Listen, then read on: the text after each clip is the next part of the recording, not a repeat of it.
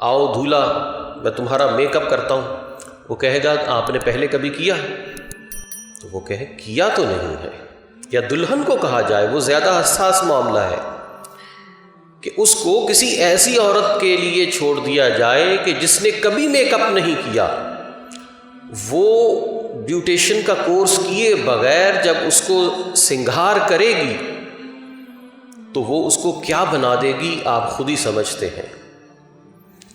تو یہ شخصیت کا وہ میک اپ ظاہری ہے، وہ ہم کسی ایسے شخص سے نہیں کرواتے جس نے سیکھا نہیں ہے۔